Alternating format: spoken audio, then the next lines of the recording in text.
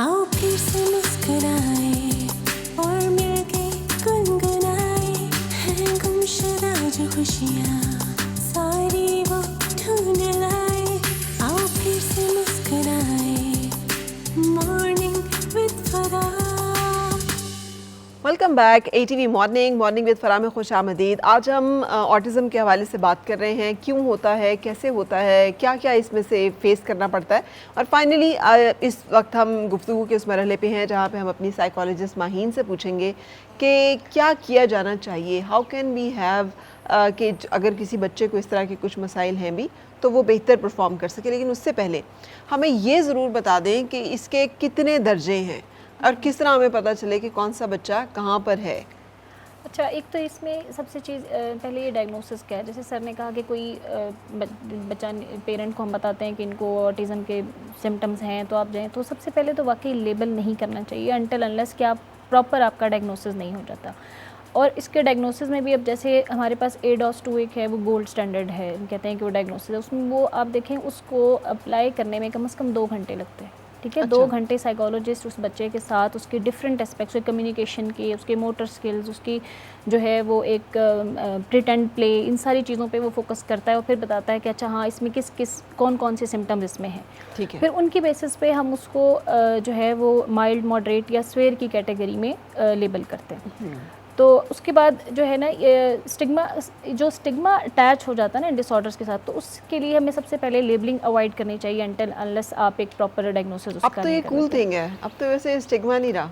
नहीं, अभी भी पेरेंट्स के लिए बहुत बड़ा, पेरेंट्स के लिए बहुत बड़ा। मगर मैंने ये जेन जी और ऑनवर्ड्स, ये जेन हमारी जो अल्फा ऑनवर्ड्स सारी, इन लोगों को ये देखा है। मुझे तो I have a spectrum of, हाँ ADA, I am on the spectrum of autism, I have ADHD, OCD है। बच्चों के लिए ना, पेरेंट्स के लिए अच्छा, पेरेंट्स के लिए ऑब्वियसली जब बच्चों ने करना है वो, तो इसलिए इसमें ये है कि स्टिग्मेटाइजेशन जो है ना इसकी एक बहुत वो बड़ा इशू है। सेकेंडली, जब आप माइल्ड, मॉडरेट या स्वेयर में हो जाते हैं तो ज़्यादातर माइल्ड तो ये होती है कि हम पेरेंट्स कोई जो है ना उसमें आपको ख़ास कोई मेडिकेशन या उन चीज़ों की ऐसी ज़रूरत नहीं होती, माइल्ड से मॉडरेट सिम्टम्स हैं। फिर ऑटिज़म को अगर हम लें, जैसे 18 मंथ्स से ये डायग्नोज हो जाता है। ठीक है, 18 मंथ्स के बच्चे में आप डायग्नोज कर सकते हैं उसको ऑटिज़म है कि नहीं। तो जितनी भी ऑटिज़म की इंटरवेंशंस हैं वो ज़्यादातर पेरेंट मीडिएटेड है। अच्छा। ठीक है, कि हम बीइंग अ साइकोलॉजिस्ट हम पेरेंट्स को गाइड करते हैं कि आपने इस बच्चे को कैसे लेके चलना है। कुछ गाइड वो करें जो पेरेंट्स देख रहे हैं, तो क्या करना चाहिए वालिदैन को? देखें, जैसे अब उनकी अगर कम्युनिकेशन में उसके इशू है या कोई प्रिटेंड प्ले में उसके इशू है तो हम वहाँ पेरेंट्स को गाइड करते हैं। जैसे हम कॉग्निटिव बिहेवियर थेरेपी की बात करते हैं तो फिर हम वहाँ पेरेंट्स को गाइड करते हैं कि आपने, अगर बच्चा फ़र्ज़ करें स्क्रीन टाइम ज़्यादा है तो हम कहते हैं अच्छा आप स्क्रीन टाइम इसका कम करें। एक ये चीज़ होगी, स्क्रीन टाइम कम हो गया, फिर हम उन्हें कहते हैं कि आप इसके साथ कम्युनिकेट करें। ठीक है, और फिर उसके आप मोस्टली ऐसा होता है कि जब बच्चा आपको रिस्पॉन्ड नहीं कर रहा तो पेरेंट अग्रेसिव हो जाते हैं। ठीक है, हमने उसको बोला तो मैं तुम्हें कब से बुला रहा हूँ, तुम बात नहीं सुन रहे। ये उसके लिए एक अदर ट्रॉमा है। ये आप उसको क्योंकि वो जो कर रहा है वो उसके अपने भी इख्तियार में नहीं है। ठीक है, तो वो कॉन्शियसली ये चीज़ें नहीं कर रहा, उसको खुद भी नहीं पता। तो फिर पेरेंट्स को यहाँ हमें एजुकेट करना पड़ता है कि आपने इस तरह से रिस्पॉन्ड नहीं करना, इस तरह से बिहेव नहीं करना। आप उसके साथ जो है कम्युनिकेशन अपना इंक्रीज़ करें। फिर उसके साथ प्ले थेरेपी इसमें भी यूज़ होती है कि आपने बच्चे के साथ प्ले करना है तो आपने किस तरह, जैसे ब्लॉक से प्ले कर रहे हैं, फिर अगर आप जैसे एक डॉल अगर कोई है तो फिर हमने उनके साथ प्रिटेंड प्ले करना है कि अच्छा ये डॉल है, इसका बर्थडे है, आपने ऐसे करना है। तो हमने बच्चों को ये चीज़ें जो है पेरेंट्स ने लर्न करानी है। देन फिर मैनेजमेंट है कि बच्चे जो हैं, अगर कोई किसी को बिलफर्ज ऑटिज़म है बच्चे को, तो फिर हमने बताना है उनको कि इसका क्योर तो नहीं है। ठीक है, लाइफ टाइम मैनेजमेंट है, तो आपने किस तरह से मैनेज करना है कि वो बच्चा इंडिपेंडेंटली अपनी चीज़ें करे और किसी पे वो डिपेंड ना हो और एक वो माशरे का एक मुफीद फ़र्द बने, वो ऐड करे इस चीज़ में, ना कि। और उसका तरीके ये है कि बच्चे से बात करें, उसको सब्र और बर्दाश्त के साथ उसको थोड़ा टॉलरेट करें, बजाय गुस्सा करने के, बजाय एक्सपेक्ट करने के कि वो फ़ौरन बदल जाए। जी, थोड़े थोड़े छोटे छोटे उसके जो काम है आप उसको अप्रिशिएट करें, आप उसको इन्वॉल्व करें उसमें, ना कि उसको बिल्कुल करें जिससे तो उसको तो समझ नहीं आती। तो मैं अक्सर अपने जो है क्लाइंट्स या जो भी उसके पेरेंट्स होते हैं उनसे मैं कहती हूँ कि आपका बच्चा है ना, he is with different abilities, not disabilities. इसकी एबिलिटीज़ जो हैं ये डिफरेंट हैं। अब ऑटिज़म विद लो IQ, जैसे आपने कहा कि आप मुझे बताएं, ऑटिज़म विद लो IQ भी है, ऑटिज़म विद हाई IQ भी है। ठीक है, तो अब ऐसे बच्चे आप अगर उनको ये कहें कि जी ये तो कर ही नहीं सकता लाइफ में, तो ऐसा नहीं होता। They can thrive. हमें बस उन्हें सपोर्ट करना है, हमें उन्हें अंडरस्टैंड करना है, वो हमें इस चीज़ को एक्सेप्ट करना है कि ये बच्चे डिफरेंट एबिलिटीज़ के साथ हैं, डिसेबिलिटीज़ के साथ नहीं हैं। सही। अच्छा, जब बात हो रही है ना स्टिग्मा की, तो ये स्टिग्मा वाला इशू आप कैसे देखती हैं as mother, being mother of a son जो कि इस मसले को फेस कर रहा है? देखिए, ये स्टिग्मा सोसाइटी के लिए बहुत बड़ा स्टिग्मा है, पेरेंट्स के लिए स्टिग्मा है, क्योंकि वो इसलिए कि सोसाइटी उसको वेलकम नहीं करती। जब आपने फिर कैसे हैंडल किया इसको?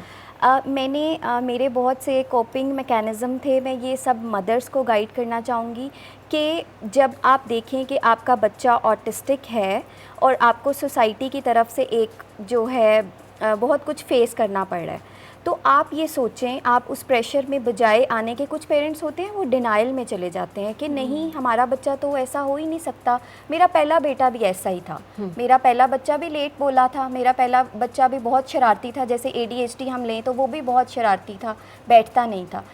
फ़र्स्ट ऑफ ऑल पे एक मदर जो है वो इस चीज़ को एक्सेप्ट करे कि देयर इज़ समथिंग जिस पे मुझे काम करने की नीड है। ठीक है। फिर एक जब मदर एक्सेप्ट कर लेती है, फिर वो ये सोचे कि आज कि अभी तो मेरे सिनेरियो में ये सब हो रहा है, मेरी सोसाइटी, मेरी फैमिली मुझे इस फेस करने को मिल रही है, लेकिन आज से 5 साल बाद, आज से 10 साल बाद जब वो बच्चा 18 इयर्स का हो जाएगा, 16 इयर्स का हो जाएगा, तब मेरे साथ कौन होगा? ये जो सब मेरे आसपास लोग हैं ये अभी तो बात कर रहे हैं, लेकिन उस टाइम पे सिर्फ मैं और मेरा बच्चा होगा। अगर न्यूरोटिपिकल बच्चे की भी बात करें तो आज बच्चा कुछ गलत करता है तो सोसाइटी यही कहती है ना, तुम माँ थी, तुम कर लेती, तुम्हारी वजह से एक मदर को ब्लेम किया जाता है। तो एक न्यूरोटिपिकल बच्चे के लिए मदर को ये फेस करना पड़ता है, तो न्यूरो डाइवर्जेंट के लिए आप खुद इस चीज़ को समझ सकती हैं कि 10 इयर्स के बाद जब वो बच्चा होगा और माँ होगी अकेले, वो सोसाइटी नहीं होगी, तो उन प्रेशर से निकलें। जो चीज़ आप अवॉइड कर सकते हैं, इसकी बात है, उसकी बात है, कुछ कोई फ़र्क नहीं पड़ता। सही। लेकिन आपको ये स्ट्रेंथ हासिल करने में किन चीज़ों ने हेल्प किया? बिकॉज आई कैन सी माशाल्लाह आपने इसको पढ़ा भी है, फिर जैसे डॉक्टर साहब ने बताया आपने ख़ुद लोगों को हेल्प करने का एक इदारा जो है उसमें खोला, तो ये जो एक प्रोसेस था कि आप सेल्फ पिटी में नहीं चली गई, रोने धोने वाली माँ नहीं हो गई, दम दरूदों के पीछे नहीं चल पड़ी कि शायद यहाँ से ठीक हो जाए, वहाँ से ठीक हो जाए? अच्छा, ऐसा है कि मेरी शादी एक बैकवर्ड एरिया में हुई थी, फैसलाबाद से आगे है गोजरा में, तो वहाँ पे विलेज।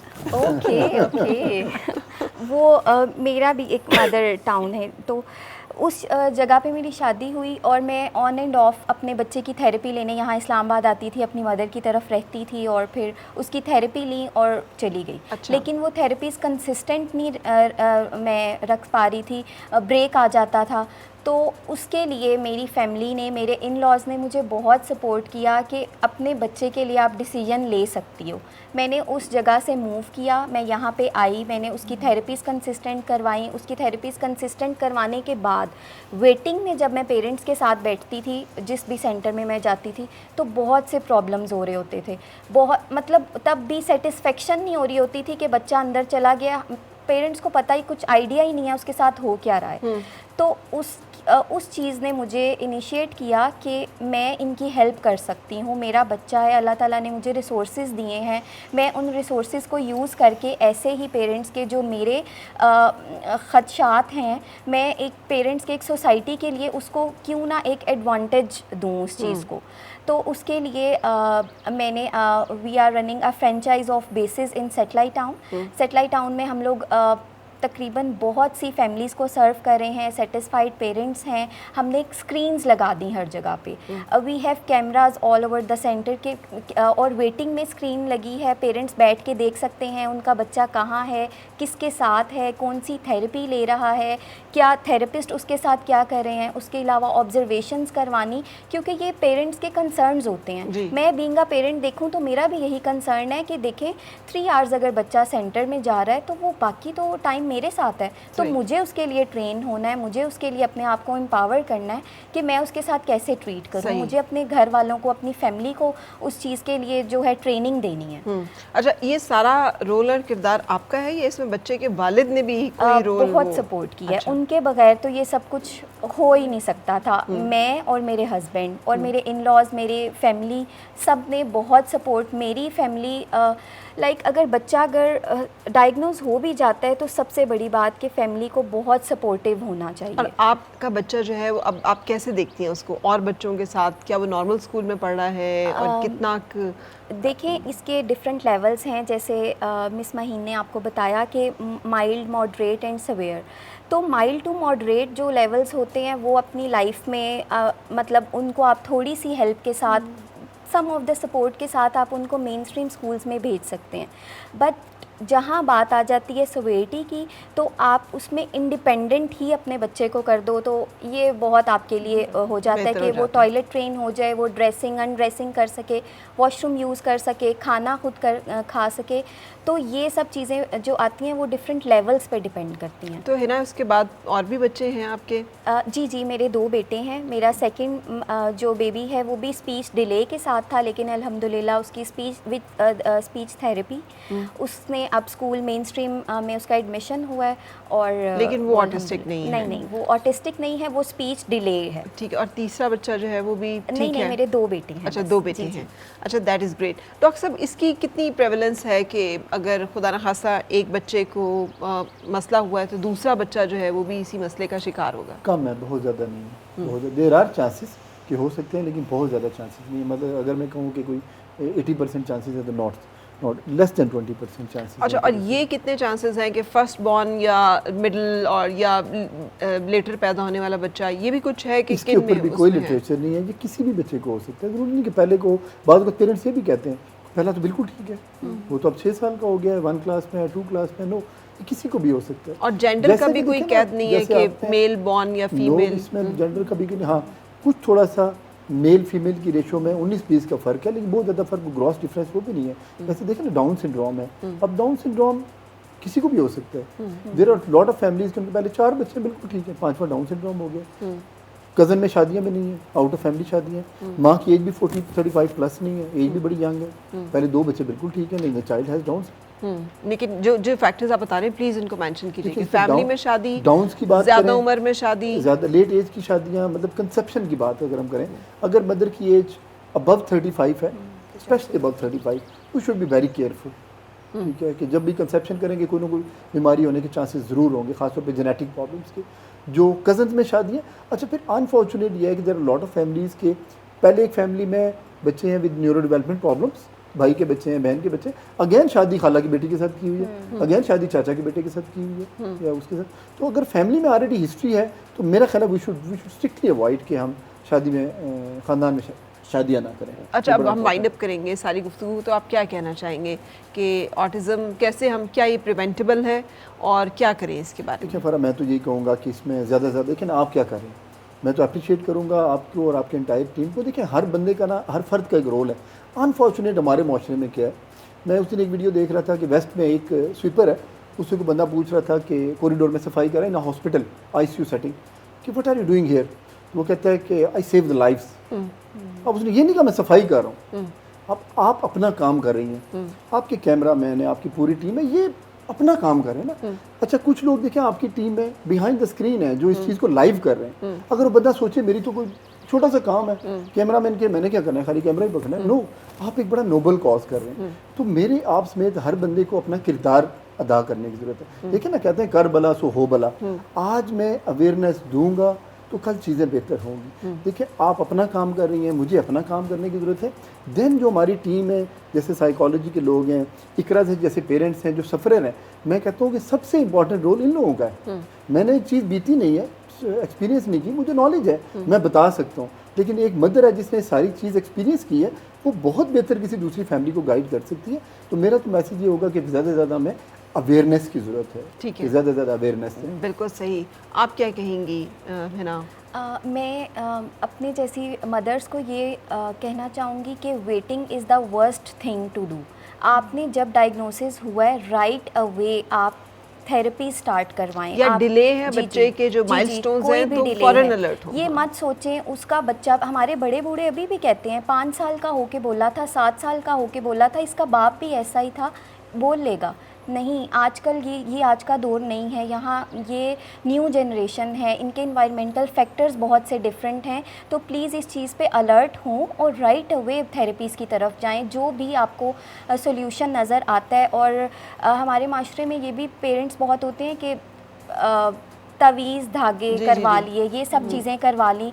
तो इन चीज़ों से बचें प्लीज़। अल्लाह ताला का कलाम है, इसमें हमारा फर्म बिलीव है, नो डाउट आप वो सब चीज़ें करें। लेकिन अल्लाह ताला ने शऊर भी तो आपको दिया है ना कि आप कहाँ जाएं, किस लिए जाएं।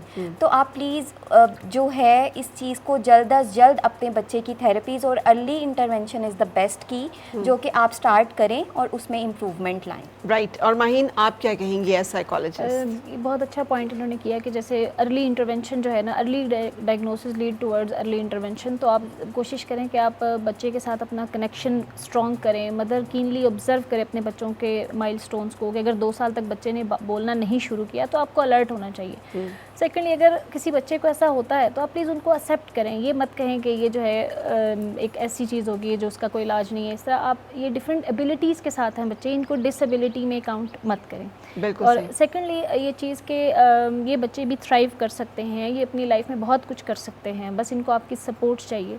और अगर आपका बड़ा बच्चा जैसे हो जाता है किसी को ऑटिज़म, वो ऐसा है और आप उसका इलाज नहीं कराते, आप कहते हैं अच्छा जी ये तो ऐसा ही है, आपने उसको छोड़ दिया, ठीक हो जाएगा। हाँ, आपने उसको बड़ा छोड़ होगा दिया, तो ये ठीक हो मत जाएगा। सोचें कि उसके ये एबनॉर्मल बिहेवियर्स या उसके जो ऐसे बिहेवियर्स हैं जो इंटरफेयर कर रहे हैं उसकी सारी चीज़ों के साथ, वो आपके बाकी बच्चों को इफेक्ट नहीं करेंगे। वो उनको भी साइकोलॉजिकली किसी और चीज़ में वो छोटे बच्चे जो है, ज़ाहिर है एक बड़ा भाई उनके साथ इस तरह की हरकतें कुछ करेगा, इस तरह की चीज़ें, तो वो भी सफ़र करेंगे इस चीज़ को। तो बेहतर है कि जितनी जल्दी आप इसके लिए इंटरवेंशन लें, जितनी जल्दी डायग्नोसिस करें और इस चीज़ को मैनेज करें, वो आपकी पूरी फैमिली के लिए बेहतर है। बिल्कुल सही। Thank you very much doctor Ejaz, आपका बहुत शुक्रिया। हिना, माहीन, आपका बहुत बहुत शुक्रिया। डॉक्टर इमरान ने ये इनिशिएटिव लिया, उन्होंने हमें आप सब लोगों से जो है वो मिलवाया है। और आप डॉक्टर राजा इमरान बहुत थॉटफुल चाइल्ड फिजिशियन है। Thank you very much for being your time and presence here. लेकिन आपने जो बातें की ना, मेरे लिए बड़ी अलार्मिंग है कि मदरहुड के बारे में हमें पता नहीं है, हम आगाह नहीं हैं कि एक माँ की ज़िम्मेदारियाँ क्या हैं, रिलीजियस ज़िम्मेदारियाँ जो हैं हम उससे भी वाकिफ़ नहीं है और हम उसकी भी परवाह नहीं करते। मेरा ख़्याल है कि हमें जब हम एक प्रोसेस में एंटर होने लगे हैं, एक कपड़ा लेना हो तो हम इतनी तहकीक कर लेते हैं कि कहाँ से सस्ता, कहाँ से अच्छा, कैसे क्या। तो एक बहुत बड़ी ज़िम्मेदारी है इंसानी जान की, जो कि माँ बाप के सुपुर्द की जाती है। उसकी ज़िम्मेदारी को निभाने के लिए भी हमें मालूम होना चाहिए कि how to deal with that, और कैसे उसको, अगर हम उठाने के काबिल हैं ज़िम्मेदारी, तो हम उस, या अल्लाह ताला ने हमें वो ज़िम्मेदारी दी है तो हम उस ज़िम्मेदारी को एहसन तरीके से उठाने की कोशिश करें, अवेयरनेस लें, ताकि कुछ मसला ना हो जाए। ख्याल रखिएगा अपना। ब्रेक के लिए रुकेंगे, और बल्कि इजाज़त लेने का वक्त हो गया आपसे। यहाँ पे एडिट आएगा। सो थैंकिंग यू ऑल, आप सबका बहुत शुक्रिया। आपसे भी इजाज़त लेंगे, कल तक के लिए अल्लाह हाफ़िज़।